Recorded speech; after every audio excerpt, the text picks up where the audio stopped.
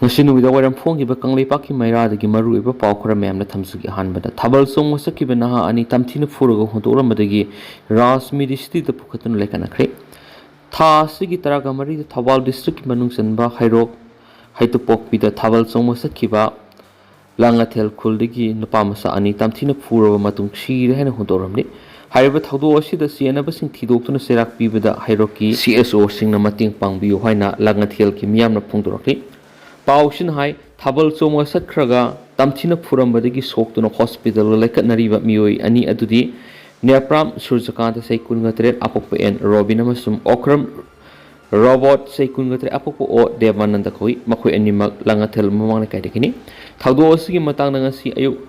Langatel Gi Merapai Bimadi Club Ki Naha Roll Singna Sinduna Langatel Yumzau Manbi Sing the Panthopa Paumi Sing Unavamada Lekai Dugi Merapai Bi Mayangbam IBM sana phongdokibada thasigi taraga marida pangthokiba Hindu lining satpasingi sajibu sairaubu nimita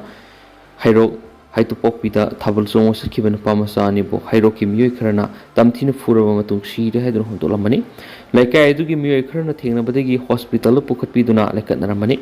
yamna thina sokpana makoi ani hauzik rasmidi city layengduna lairi makoi ani bu tamthina phuramliba mara leiba miyoi singasi Puthokpada amati police ki investigation da hairoki club amati mera paibising su mateng pangbinabasu appeal tawki amaramdana Waqf Board Act ki mayok Supreme Court ta tharakhiba petitions singi hearing asinuktul pung ani tabadagi satapawkhre India da hauzik Muslims sing yamna kana yaningdaba phongdokliba Waqf Amendment Act 2025 ki mayok ta Supreme Court ta tuan ba political party yauna lukana tharakhiba petition singi hearing asinu yungba matung pung ani tabadagi sataba hokre hari hearing asi Supreme Court ki Chief Justice Sanjeev Khanna ga loinana Justice Sanjay Kumar amasum KB Biswana na saba bench sataki panbiyabadi AIMIM gi MP Asaduddin Owaisi Congress ki MP MD Zawed RJD gi MP Manoj Kumar Zua TMC ki MP Mahua Moitra All India Muslim Personal Law Board Jamiyat Ulema I Hindu Dravidra Kazazam DMK Party Indian Union Muslim League YSRC Party Samansta Kerala Jamiyatul Ulema Delhi ki MLA Omanatullah Khan SPG MP Ziaur Rahman Imam of Jama Masjid Bengaluru Communist Party of India TBK gi President Tamil actor Vijaya Association for Protection of Civil Rights Singman Act asigi mayokta petitioner oiduna case file tawkibani aduga Rajasthan Gujarat Haryana Maharashtra Assam Uttarakhand amasum Chhattisgarh state ki makedigi Act asibu sagoladuna Supreme Court ta intervention application file tawkibani hainasu pausna makhatana su phongdorakli amaramdana Kuki lupsingna Myanmar Border fencing ki damak lampi thoktana pakhankri tuan Kuki fruki lupsingna More Border town da lairiba miyamda Indo Myanmar Border fencing ki damak lampi thoktana pakhankri hari Dekan Herald ki report amana hai Kuki gi lup taruk lomna thas ki taraga mari da More da lairiba miyamda lampi thoktana pakhangladuna karigumba border sambal khab ki Thabal sima pung phana pekhatrabati Kuki singi punsi role amadi nat ta sauna singnaraglagadi singnaraglena phongdoram ki hari Kuki singasi illegal immigrants singni haribasi yumpham yaudobane hanis Kuki lupsingna duna phongdoram ki hari Kuki organization singi appeal sina maram oiraga union lengakna ngamkhai sambal khab ki thabak pekhaliba sida sauna ayetpa oirakpa yana leire ningsingba yabale union lengakna mamana kilometer lising amaga satrukani fugu humdoi sangba Indo Myanmar border sambal khana bagi dama lupa crore lising kuntrarung gi senpham approve tawkhiba lekhrabani Manipur top channel gi maikaidigi maroi pausung miyamna thamjari anmada MPCC na Waqf Amendment Act ki mayokta Supreme Court ta case thangatkri Manipur Pradesh Congress Committee MPCC gi working president amadi hanagi Huabagai Kendra gi MLA MD Fazur Rahim amasum hanagi Khetrigau Kendra gi MLA MD Amin Sana Waqf Amendment Act 2025 ki mayokta Supreme Court ta case ma file tawkri MPCC ki listing makhari ex MLA sing MD Fazur Rahim amasum MD Amin Sana petitioner oiraduna wathu oiriba Waqf Amendment Act 2025 ki mayokta ngasi Supreme Court case file tawkibani Case file tokibasida MPCC ki legal department ki vice chairman amadi wangang voice oiriba advocate Dr. Ravi Khana local council oina saru yari. Case asigi motion hearing hayeng Supreme Court khanaraba yari. Panmayabadi handak parliament ki house animakta BJP na lusingba NDA lengak na Waqf Act 1995 pu na homna na semdok sadok na Waqf Amendment Bill 2025 putok tuna pass tokraba matung ek oina sanabada leba asigi president ayam pikibane adobo Amendment Act asi anti secular amadi unconstitutional oi haiduna ek asi muthatnaba leba asigi mapum kya akan makhongjang sakslakibane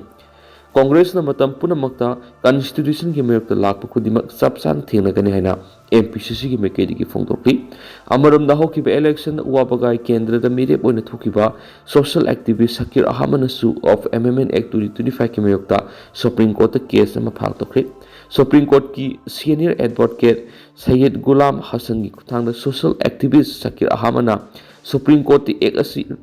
repeal tobinaba ngasi wakat kibani case asigi motion hearing heng sa tharabi yahri case file tokiba siga mari lenina social activist Sakir Ahamana thaturokpa video amadi ek asi minority muslim sing bunam thana bohona begni ek asina India da asaw irang lakna basin badana tana India kaina basile hena su Modi government pu maral sirak loina wakat asigi matang Supreme Court na asum well pirakani habi ki thaja basu thamnakli Amarumdana police officer taraga mapangi pham hongdo hongjin tawkhri Manipur lenga na ngasi thokiba order amagi matung ina police officer taraga mapangi pham hongdo hongjin tawkhri pham hongdo hongjin tawkhraba singa dudi MPTC gi director Sars Puriba S Gautam Mahna Puriba pham asigi mathukta DIG headquarter da DIG administration gi pham spuragani MPTC gi AD Anupamna SP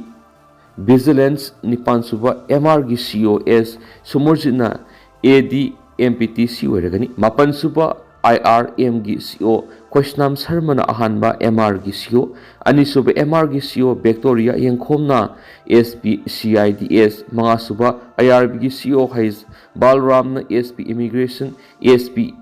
SIT Sadalaislem Tare Suba MR gi CO SP CIDS Dana Manjuri na SP Prosecution Ahanba MR gi CO ke Megasandra na SP SIT SP Vigilance Rangthem Asnana Anisuba MR gi CO PRO Manipur Police Rungpam Kasarna CEO Hongkat AD MPTCM MLS Kawabukan Suba MR gi CO Manipur Security Officer Yumdang Kainaba Kuki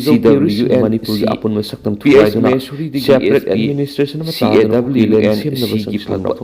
Hongkat ki Mayek CO Insars Sasnanda Soibon Mangasu IRB MLS na Amatu Ena Police na Maithiba Pibang Sangamit na Mapan Suba IRB Sayeni Faraglaba Manipur Special Resolution Sayed Atlenga Kim SP Zel Miare Suba MR CO Romayang Matidal Special Crime Amatu Ena Fiction Sisipagi Adobo ASCL Ngamdabadagi Paukan Marat Lenga ng CCP Senior SO amasum ASP Operator Sijo Wani Emmanuel Wazo Haiduna L Taksadan Himatina Karigumay MLA Sing na Marebak Manipur AD Oirol Nusipat Amamadi Makoy Masya Amatu Ena Pansinduna India Gi Marat Lenga Amatu Ena Taksadan Moirang Manipur Tokli Lala Solution na Tangdulay International Army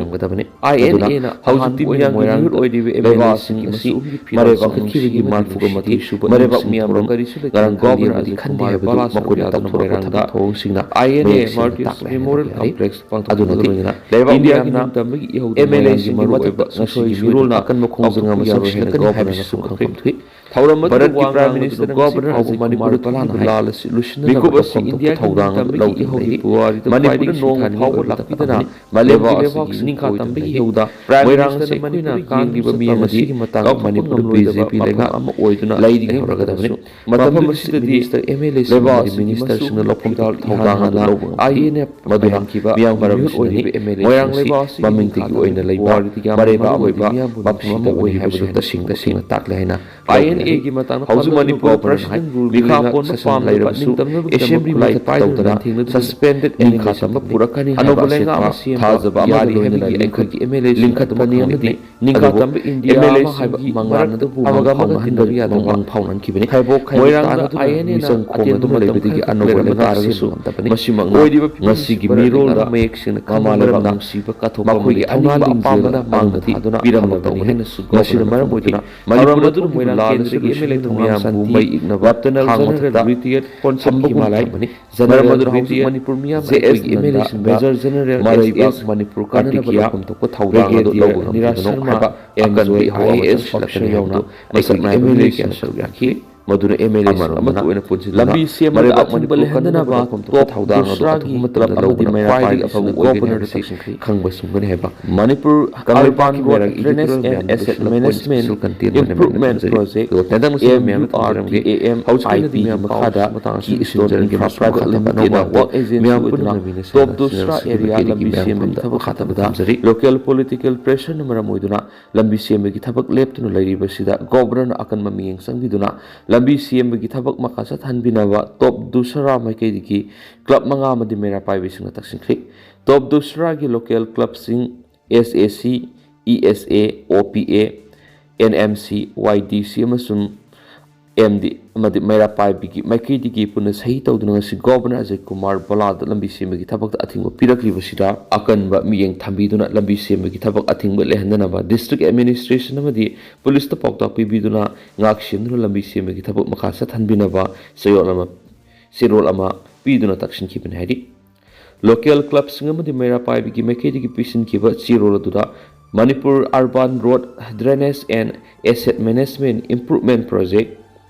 Makada Asian Infrastructure Investment Bank gi senthangna Keystone Infra Private Limited na work agency oidana lambi semagi thapak sa thabani